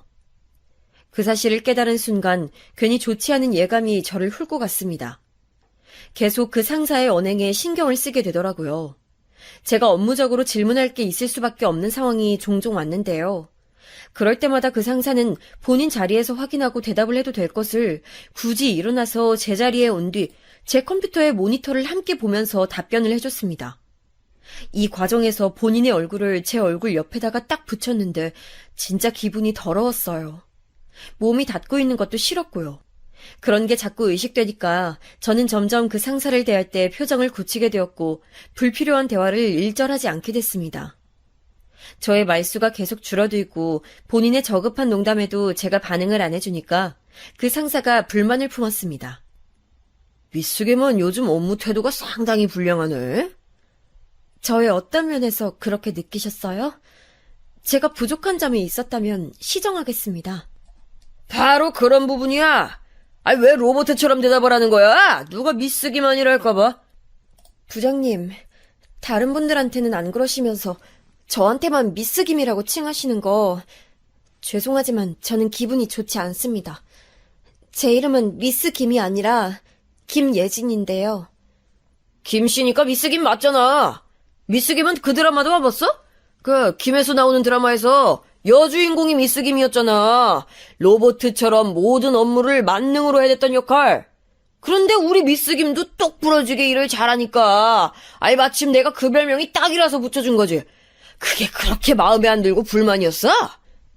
아니, 그렇다기보단 저한테 아무런 의견도 구하신 적 없이 무작정 미스김이라고 부르시면서 잔심부름을 많이 시키셨잖아요. 그래서 솔직히 좋은 마음이 들긴 어려웠어요. 역시 여자들은 이래서 안 돼. 매사의 모든 일을 감정적으로 받아들이고 또 감정적으로 대응하려고 든다니까. 상사가 말하면 부하는 그저 상명하복해야 되는데 지 기분 나쁘면 기분 나쁘다고 일 제대로 안 하고 업무 강도 높다고 불평하고 힘쓰는 일엔 빠지려고 들고 이래서 여자들이랑 일하기 힘들어. 이봐 미스겐, 특별 취급받고 싶으면 나한테 예쁨이라도 받아야지. 이도저도 안 돼서 어떻게 할래? 당시에 저는 그 상사에게 맞설 만한 깜냥이 안 됐습니다. 지금 생각해보면 황당하기 짝이 없는 논리를 저한테 들이대면서 저의 길을 꺾어놓으려는 수작이었는데요. 그때는 그 상사가 무섭게 느껴져서 아무 말도 못했습니다. 그런 저를 보면서 일부러 그 상사는 크게 한숨을 푹푹 내쉬었고, 그렇게 되면 저는 눈치를 살피면서 좌불안석인 가운데 일을 했었습니다. 우리 미스겜이 김혜수보다 외적인 건 좀 떨어지지만 여자는 나이 어린 게 최고니까 최종 점수는 미스겜이 더 높다고 할 수 있지. 이런 어이없는 소리를 듣고 있어야 하는 제 처지가 너무 처량했어요. 그리고 저보고 힘내라면서 제 자리 뒤로 와서는 저의 어깨를 그 상사가 주무를 때마다 저는 형용할 수 없는 수치심에 시달렸습니다. 제가 기분 나빠하는 티를 내면 그 상사는 혀를 끌끌 차면서 저한테 인간관계 점수가 꽝이라고 그랬고요. 처신을 그렇게 못해서야 앞으로 어떻게 사회생활을 할 수 있겠냐면서 잔소리도 자주 했습니다. 미스김은 이번 크리스마스 때 뭐 특별한 계획 있나? 역시 남자친구랑 만나서 데이트하겠지? 네? 아, 웬만하면 그렇게 되지 않을까 싶어요. 크리스마스가 다음 주인데 나 선물 기대해도 되지? 선물이라니 어떤 걸 말씀이세요, 부장님? 이렇게 젊은 여자 부하 직원이 있는데 크리스마스 선물도 내가 못 받는다는 게 말이 돼? 야, 미스김 아직 갈 길 멀었다, 멀었어. 내가 이런 거 안 가르쳐줬으면 미스김은 어디 가서 센스 없는 여자로 소문날 일만 남았을 거야. 나한테 고마워해야 돼. 아, 크리스마스 선물이요? 네, 무슨 말씀 하시는지 이해했습니다. 또 재미없게 대답한다. 그런데 미스김, 그럴 때마다 오히려 귀여워 보이는 거 알아? 그게 제일 애교 부리는 행동처럼 보인다고 내가 얘기한 적 있었나? 그 상사가 능글맞게 말한다는 점이 저는 가장 싫었던 것 같아요. 제가 떨떠름한 표정으로 별 반응 없이 있어도 그 상사는 전혀 굴하지 않고 저를 힘들게 만들었죠. 나야 연륜이 넘치니까 그런 매력을 알아봐주는 거지만 남자친구 앞에서도 그렇게 굴면 미스김은 오래 예쁨 받긴 힘들걸. 이번 크리스마스 데이트 때 힘 좀 써봐. 이제 나이도 꺾이는데 이번에 열심히 해서 남자친구 완전히 사로잡아야지. 연애는 제가 알아서 하겠습니다. 그리고 저 아직 젊고 어린 나이라서요. 부장님께서 그런 부분은 걱정 안 해주셔도 될 것 같아요. 또 모르는 소리만 하네. 미스겐, 이제 며칠 후면 26이야. 여자는 24세 꽃 피우고 25세 만개하는 거 몰라? 그리고 이제 26부터는 서서히 시들어가지. 크리스마스 케이크랑 똑같아. 25일까진 잘 팔리지만 크리스마스 하루 지난 26일부터는 특수가 사라지잖아. 미스김한테 이런 살이 되고 뼈가 되는 조언을 해주는 어른은 나밖에 없을 거야. 그러면서 저한테 크리스마스에는 숙박업소 예약하기가 하늘의 별 따기인데 미리 해놨냐는 등 정말 저급한 질문들을 많이 했었어요. 듣고 있자니 너무 수치스러워서 흘러나오는 눈물을 꾹 참아야만 했죠. 울기까지 하면 더 비참해질 것 같았고 제가 울면 그 상사는 더 의기양양해질 것만 같았거든요. 제가 그때 남자친구한테 상사 문제로 힘들다고 하소연을 했었는데요. 이것 때문에 결국은 그 남자친구랑 헤어졌어요. 왜냐하면 제 고민을 심각하게 받아들여주지도 않았고 제가 힘든 것에는 큰 관심이 없는 게 보여서 그랬습니다. 그 남자친구는 한창 때에 연애를 시작한 자기 자신의 즐거움에 도취되어 있는 남자였어요. 저를 좋아하기보다는 연애라는 것을 하고 있는 자기 스스로를 더 좋아하는 사람이었기에 저는 그 연애에서 조금도 제가 존중받는다거나 사랑받고 있다는 확신을 가질 수 없었습니다. 남들은 사회생활에서 힘든 일 있으면 가족들한테 털어놓는다던데 저는 쉽사리 그럴 수도 없어서 더 힘들었어요. 부모님은 장사를 시작해볼까 하는 고민에 빠져 계셨으며 은근히 저의 도움을 바라고 계셨습니다. 그런 와중에 오빠는 대학을 졸업한 뒤 취업 준비만 내도록 하고 있는 취준생이었고요. 연락이라도 하면 그들의 힘든 부분을 제가 들어줘야 했기 때문에 차마 먼저 대화를 청할 수도 없었다는 사실이 정말 우습고 서글프네요. 그러던 어느 날 그 골치 아픈 상사와의 큰 건수가 터졌습니다. 제가 업무적으로 안 풀리는 게 있어서 어쩔 수 없이 그 상사에게 도움을 요청하는 일이 있었어요. 그런데 그것을 그 상사는 대체 어떻게 받아들인 것인지 아주 즐겁다는 기색으로 굳이 또 제 자리를 찾아왔습니다. 그러더니 바로 저한테 본인의 얼굴을 바짝 붙였어요. 컴퓨터 마우스를 잡고 있는 제 손 위에 본인의 손을 살포시 얹길래 놀라서 빼냈더니 저를 내려다보면서 음흉하게 웃었습니다. 마치 귀엽기는 이렇게 말하는 표정으로 저를 우습게 여기는 기색이었죠. 뒤에서 저를 마치 감싸하는 듯한 자세를 취하길래 온몸에 소름이 돋았습니다. 정신 멀쩡하고 저랑 사이좋은 사람이 그랬다 하더라도 의문스러웠을 자세였는데 그 상사가 그렇게 행동하니까 너무 싫었고 모멸감을 느꼈어요. 더럽다는 생각이 들어서 바로 그 상사를 쳐냈습니다. 미숙임은 향수도 따로 안 쓰는 것 같은데 늘 향기로워. 부장님 설명 다 들었고 혼자서 일 끝낼 수 있을 것 같습니다. 이렇게 톡톡 쏘는 말투도 앙칼진 매력이라니까. 미숙임을 보면 내 나이가 야속해서 내가 10년만 더 젊었다면 이렇게 생각하다가도 내 나이면 아직 괜찮지 이런 생각이 들기를 하루에도 수십 번씩 오락가락해. 미숙임은 이런 나의 고충을 알까 모르겠네. 그 상사가 희죽거리면서 그런 말을 했을 때 드디어 저의 인내심이 바닥나 버렸던 것 같아요. 제 안에서 꾸역꾸역 누르고 있었던 것들이 터져나온 거죠. 더 이상은 여기서 못 버틴다라는 생각이 들었습니다. 너무 절망적이어서 그날부터 저는 제대로 잠도 못 잤습니다. 그 상사에게 농락당하는 제 처지에 구역질이 났고 저를 일 잘하는 부하 직원이 아니라 나이 어려서 추근덕거리고 싶은 여자로만 보는 그 상사의 태도가 역겨웠어요. 또한 동시에 제가 근무자로 인정받지 못하고 이따위 수모나 당하는 신세라는 생각이 들면서 끊임없이 자기 비하에 시달렸습니다. 사무실에 앉아있으면 머릿속에서는 그 상사를 제가 사정없이 공격하는 망상이 들었어요. 저를 향해 질낮은 농담을 시도 때도 없이 날려대던 그 상사의 입을 꼬매버리는 상상은 수도 없이 했었고요. 저는 결국 안정제를 처방받아 복용을 하면서 직장 내의 다른 상사분들에게 도움을 청했습니다. 혹시 나만 이상한 사람으로 취급당하면 어떡하지? 나보고 예민하다면서 욕을 하면 어떡하지? 그런 두려움이 앞섰지만 더 이상은 못 버틸 것 같아서 그랬어요. 특히 여자 상사분께 조심스레 도움을 요청드렸더니 이건 절대 그냥 넘어갈 사안이 아니라면서 해결 방안을 찾아주시겠다 하셨습니다. 너무 감사했어요. 저는 휴가를 썼고 쉬면서 많은 생각들을 했습니다. 부디 일이 잘 해결돼서 안정제 복용을 금세 끊게 되길 바랐죠. 그런데 다시 출근한 저를 기다리고 있던 건 어처구니 없는 상황이었습니다. 나는 우리 미숙임이, 김예진 씨가 그동안 불쾌하게 생각하는 줄은 꿈에도 몰랐네. 김예진 씨가 어리고 일도 잘하고 그래서 나는 우리 딸처럼 예뻐해주고 싶은 마음에 그랬던 거지. 그런 일로 뭐 정색을 하고 그랬어. 딸처럼 대해주고 싶었던 내 마음을 오해했다니. 기분은 나도 썩 좋진 않지만 우리 서로 잘 풀고 지내보자고. 알았지? 다름 아닌 가해자 장본인 그 상사가 저에게 상황을 그냥 매듭짓게 놀아 선언을 한 것이었어요. 제 목소리는 결국 다른 사람들에게 가닿지 않았던 거예요. 피해는 제가 봤는데 쓸데없는 분란을 만든 사람, 그게 바로 제가 되어 있었습니다. 딸처럼 생각해서 저한테 그랬다는 그 상사의 핑계가 너무 끔찍했어요. 그런데 더욱 소름이 돋았던 건 다른 분들이 저한테 던진 말들이었습니다.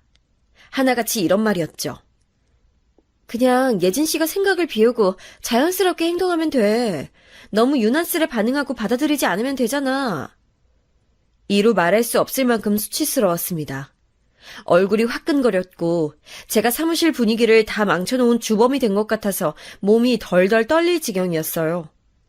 그런 저를 보면서 그 상사는 피식 웃었습니다. 저는 화가 나서 미칠 것 같았는데 그 상사는 저를 그저 우스운 장난감 대하듯이 보고 있었습니다. 지독한 무력함을 느낀 저는 결국 그렇게 힘든 과정을 거쳐서 들어갔던 그곳을 그만두었습니다. 아무것도 할 수 없는 제 자신을 뼈저리게 체감하면서 퇴사를 하는 것. 그것만큼 인생에서 비참한 경험은 없었어요. 그 상사가 마지막에 저한테 이렇게 말했었죠. 미스김, 인생 너무 피곤하게 살려고 하지 마. 젊은 아가씨가 왜 이렇게 딱딱한 자세로 살아? 여자는 원래 알아도 모르는 척 귀엽게 내숭을 떠는 맛이 있어야 인생이 편해. 내가 미스김이 우리 딸 같아서 이런 조언 해주는 거야. 내 맘 알지?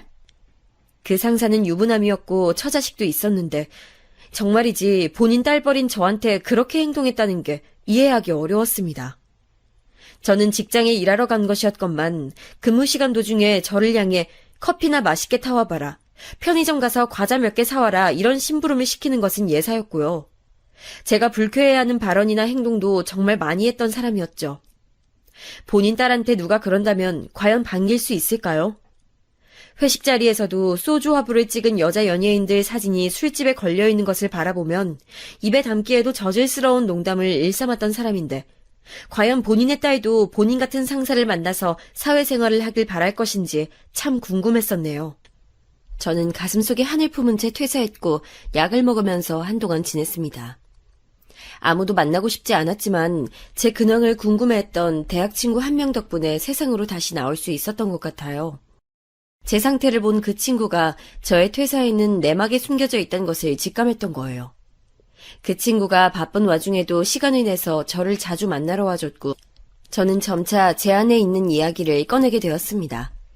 소심하고 바보 같았던 저를 대신해서 그 친구가 정말 많이 화를 내줬어요. 뭐 그런 거지 같은 상사를 다 만났냐면서 엄청 화를 내준 덕분에 제가 위안을 얻었던 듯 싶네요. 그때 그 친구가 저한테 중요한 말 한 가지를 던졌더랬죠. 너한테 이런 일들이 있었다는 거 너네 가족들은 알아? 부모님은 뭐라고 하셔? 우리 가족? 글쎄, 나 대학 졸업하기 전부터 가족들이랑은 좀 사이가 안 좋았어. 그리고 무슨 말만 하려고 하면 가족들이 다 자기들 힘든 얘기만 하거든. 그래서 난 솔직히 한 번도 나 힘든 얘기를 가족들한테 못하고 살아온 것 같아. 얘가 무슨 답답한 소리를 하는 거야. 가족이고 네가 딸인데 어떻게 그럴 수가 있어? 너 혹시 주워온 자식이야? 아니야. 나 우리 엄마 아빠 자식 맞아. 생긴 것부터가 우리 가족들은 서로 다 닮았어. 그런데 뭐가 그렇게 당당하지 못해? 네가 잘못했다고 하는 건 아닌데 네가 처음부터 그런 사람으로 집안에서 자리를 잡으니까 네 역할은 아예 계속 그렇게 굳어졌던 게 아닐까? 너도 가족들이랑 잘 지내고 싶은 마음이 있다면 다 까놓고 한번 부딪혀봐. 그 친구의 얘기를 듣고 나니까 좀 멍하더라고요. 곰곰이 생각하다가 깨달았어요. 저는 가정 안에서부터 마음이 골마있는 사람이었기에 정신적으로 오롯이 설 수 없는 사람이었다는 사실을요. 가족 문제에 관한 저의 결핍은 저 스스로 나는 불완전한 사람이야 라고 말하는 주문과도 같았습니다. 용기를 내고 결심을 굳힌 저는 드디어 가족들한테 할 말 못한 말을 진짜로 다 해버렸어요. 다들 너무하다고 생각 안 해? 첫째는 어렸을 때부터 사고란 사고는 다 쳐댔음에도 든든한 집안의 장남이고 막내는 이래나 저래나 막내니까 다 이해받는 존재여야 하고 그럼 왜 나는 어렸을 때부터 용돈 한 번 받는 것에 눈치를 보게 만들었어? 지금까지도 나한테 엄마 아빠가 하는 얘기라고는 힘들다, 돈 없다밖에 없어. 근데 왜 이 얘기를 왜 오빠랑 막내한테는 안 해? 부모님은 저한테 아직 철이 안 들었다고 그랬어요. 하지만 그 반응에도 저는 더 이상 상처를 입지 않았습니다. 하고 싶은 얘기를 다 하고 나니까 미련도 없더라고요. 이제부터는 가족들의 인정이나 사랑을 갈구하지 않기로 했어요. 부모님이 가게 차리는데 도와달라고 하든 말든 자기들끼리 알아서 다 하게 두었습니다. 저는 애초에 멀리 서울에 살건만 늘 저한테 가족들이 우는 소리를 해댔던 그게 이상한 거였죠. 저는 가족들 생일에 늘 기프티콘이라도 보냈고 종종 집에 식품 같은 택배를 보냈었지만 저는 제 생일에 가족들로부터 제대로 된 선물을 받아본 기억이 없었네요. 미련한 짝사랑을 끝냈더니 홀가분했어요. 그리고 이제는 강해지기로 했습니다. 별 정신나간 상사 앞에서 아무 말도 못하고 수개월간 당하기만 하면서 끙끙거렸던 제 자신, 무력했던 스스로를 비난하는 것도 멈추기로 했어요. 잘못은 제가 아니라 상대방에게만 있다는 것을 잊지 않기로 한 거죠. 마음가짐을 달리하니까 늘 초조하고 불안하던 제 상태도 조금씩 달라지기 시작했습니다. 하루하루 나이를 먹어가는 것도 신경 쓰였던 저였건만 이제 그런 것 따위는 점차 상관없어지기 시작했어요. 바로 재취업이 안 됐던 것도 그냥 내려놓기로 했어요. 저 자신에게 휴식을 주었고 느긋한 자세를 배우기 시작했죠. 처음부터 그런 획기적인 변화가 통한 것은 아니었지만 시간이 가면서 저는 예전과는 다른 사람이 됐습니다. 사고방식 자체가 달라져 있었어요. 특히 저 혼자 해외여행을 다녀온 이후로 그랬었네요. 세상은 정말 넓고 살아가는 모습 또한 엄청나게 다양하다는 것을 제 두 눈으로 직접 보고 난 이후에는 인생을 바라보는 제 시각이 변하게 됐거든요.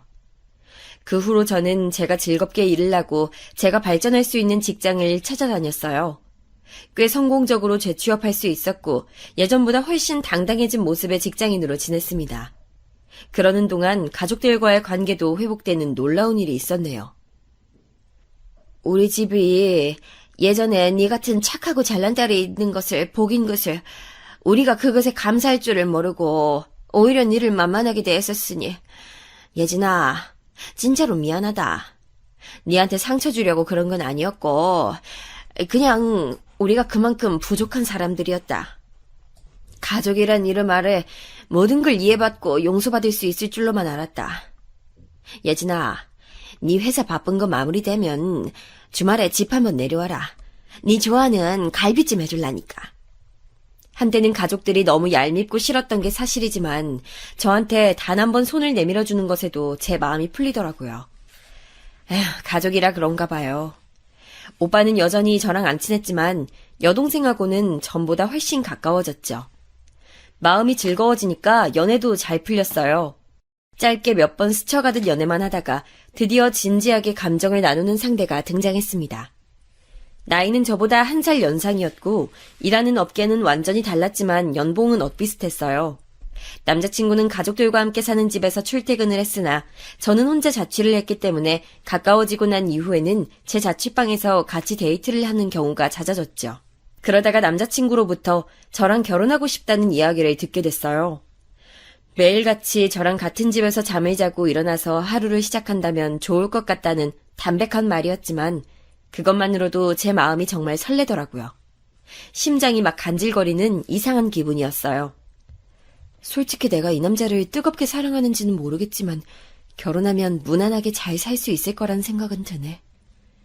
제가 상대를 좋아하는 것보다 상대가 저를 더 좋아하는 관계는 인생에서 처음이었죠. 저는 그 사실 한 가지에 기대서 남자친구와 결혼을 하기로 했습니다. 이윽고 남자친구의 부모님께 인사를 드리러 가게 됐어요. 얘기만 몇 번 들어봤을 뿐 어떤 분들인지 전혀 모른 상태에서 뵈러 가는 자리였기에 많이 떨렸습니다. 그때가 마침 외국에서 공부 중인 남자친구의 여동생이 학기를 마치고 한국에 나온 때였기 때문에 다 같이 한번 볼 겸해서 날을 잡은 것이었습니다. 저한테 맛있는 걸 사주겠다 하셔서 장소는 식당이었어요. 고급 해물 요리집이었는데 저는 예비 시부모님 두 분의 장소 선택에 만족하면서 남자친구와 그곳에 함께 도착했었습니다. 이미 남자친구의 아버님, 어머님, 여동생은 자리에 와 있었고요. 다들 저를 기쁘게 반겨주셔서 저도 웃으면서 자리에 앉았는데 이상하게 남자친구의 아버님이 낯 찍는 느낌이 드는 거예요. 긴가민가 하면서 다시 그 아버님을 자세히 바라본 순간 엄청난 사실이 제 뇌리를 강타했습니다. 그러자마자 저는 흥분과 분노로 끓어오르는 제 자신부터 다스렸어요. 저는 더 이상 나약했던 과거의 제가 아니었죠. 상황과 판단을 마친 후에 아무렇지도 않게 먼저 입을 열었습니다. 혹시 부장님? 저 모르시겠어요? 저 예전에 부장님 밑에서 잠깐 일했었는데요. 그래요? 웬 이런 우연이 있나? 그럼 언제 내 밑에서 일을... 놀라시던 아버님이 저를 빤히 보시다가 말끝을 흐리셨죠. 저한테 저질러던 행적이 있는데 저를 쉽게 잊기란 쉽지 않으셨을 테니까요. 저를 알아보신 아버님은 안색이 금세 어두워졌습니다. 남자친구가 어리둥절하면서 자초지종을 물었고 저는 비릿한 미소를 지으며 아버님, 아니 그 상사를 쳐다본 채로 말을 이었습니다. 오빠, 내가 얘기했던 적 있던가? 나 예전에 성희롱 일삼는 상사 만나서 정신병까지 오는 바람에 퇴사했었다고. 아, 네가 말했었지. 그거 완전 갱생 불가능한 구제불능 상사였잖아. 그런데 그 얘기는 지금 왜... 설마... 무심코 제 말을 받았던 남자친구가 소스라치게 놀라면서 자기 부친을 쳐다봤죠. 그 상사는 입술을 파르르 떨면서 저에게 가짜는 말을 늘어놓으려고 했습니다. 옛날 일까지는 내가 기억을 잘 못하는데, 옛날에 무슨 오해가 있었나 봐요. 이제 거의 7년 정도 됐죠? 기억 못하실 만큼 옛날 일은 아닌 것 같은데요. 진짜 저 모르시겠어요? 저 미스 김이에요. 드라마 직장의 신에서 김혜수가 미스 김으로 나왔어서 저한테 미스 김이라 부르는 거라고 하셨잖아요. 비록 제가 김혜수보다 외모가 딸린다고 하셨지만 제가 차분하게 은은한 미소까지 지으면서 말을 하자 그 상사는 입을 다물어 버렸습니다. 제 기세가 심상치 않다는 것을 바로 알아챘던 것이죠. 상황 파악이 됐는지 남자친구의 어머님께서는 사색이 된 표정으로 저를 보고 계셨어요. 이 사람이 예전에 아가씨한테 몹쓸게 굴었다고요? 그게 정말이에요? 네, 그럼요. 정말이죠. 저한테 부당한 지시를 하신 것은 기본이었고요. 쓸데없는 신체 접촉을 하신 건 특기였죠. 저 그런데 동생분은 나이가 어떻게 되세요? 저는 전혀 동요하지 않은 채로 어머님께 답변을 드리면서 남자친구의 여동생을 향해 물었습니다. 저요? 저 26인데 갑자기 왜 물어보세요? 세상에, 26이라고요? 큰일 났네요. 부장님께서는 여자 나이 26이면 이미 시든꽃이라고 보시는데 크리스마스 케이크가 25일이 지나면 잘 안 팔리는 원리와 같다고 저에게 가르침을 주셨던 기억이 나네요. 뭐라고요? 시든꽃 안 팔리는 케이크요? 그런데 저처럼 30줄 나이에 들어선 며느리를 받아주시려고 한 걸로 봐선 예전보다 기준이 많이 완화됐나 봐요. 제 말이 끝나기가 무섭게 그 여동생이 어처구니가 없단 표정으로 자기 부친을 쳐다봤죠. 그 상사는 본인의 처자식들이 뿜어내는 매서운 기운에 주춤하더니 이내 저를 향해 소리를 질렀습니다. 이 아가씨가 겁도 없이 무슨 짓이야? 내가 옛날에 그랬다는 증거, 어디 증거라도 있어요? 어디 죄 없는 사람을? 부장님, 저한테 업무 외적으로 연락 많이 하셨었잖아요. 메일도 많이 보내셨고 문자도 많이 보내셨었고요. 제가 그걸 가지고 있을까요? 없을까요? 저는 그 상사가 윽박지르는 것에도 눈 하나 깜짝 안 하고 받아쳤습니다. 제가 부리는 배짱 앞에서 그 상사는 금세 수그러들었죠. 저를 보는 그 눈빛이 겁에 질려 있더라고요. 본인의 약점을 제가 갖고 있다는 생각에 겁을 집어먹은 겁니다. 예전에는 왜 그렇게 그 상사가 무서워 보였는지 모르겠어요. 7년 만에 직접 보니까 무섭기는커녕 조금 우스운 마음까지 들더라고요. 그만큼 제가 달라졌던 거겠죠? 근처 테이블에서 저희 쪽을 보면서 속닥거렸고 그것에 모멸감을 느끼셨는지 어머님께서 얼굴이 시뻘개지셨어요. 이런 이유로 이 결혼을 안 하게 될 줄은 몰랐어요. 참 아쉽고 슬프지만 어쩔 수 없죠. 부장님과 제가 시아버지 며느리 관계가 될 순 없잖아요. 안 그래요? 저는 시아버지로부터 언제 이상한 짓을 당할까 두려움에 떠는 며느리가 되고 싶진 않아서요. 저는 간결하게 제 생각을 늘어놓은 후 자리에서 일어났습니다. 옆에서 남자친구가 몸을 조금 떨고 있었던 것 같아요. 그 상사는 고개를 푹 숙인 채로 저를 쳐다보지 않았어요. 저는 어머님과 여동생 쪽을 향해 꾸벅 목례를 한 뒤 자리를 벗어났습니다. 남자친구가 저를 따라오려고 했지만 완강하게 저는 거절했어요. 지금은 어떤 이야기도 나누고 싶지 않다고 했죠. 아버지, 설마 아버지가 예진이를 힘들게 했던 그 미친 변태 상사였을 줄은 상상도 못했습니다. 이게 뭐냐고요? 남자친구가 따지는 소리가 식당을 빠져나오는 제 귀에 들렸었네요. 그 여동생도 뭐라 앞에서 거들고 있었고요. 저는 택시를 잡아 타고 가는 길에 방금 제가 겪은 일을 그제서야 짚어봤어요. 그 상사가 설마 남자친구의 아버지였다니. 그리고 이런 식으로 재회를 하게 되다니 너무 얼떨떨했고 채 가시지 않은 흥분으로 몸이 떨리고 있었습니다.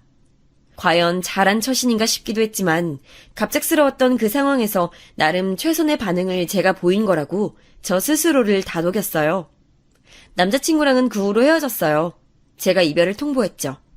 남자친구가 많이 울었습니다.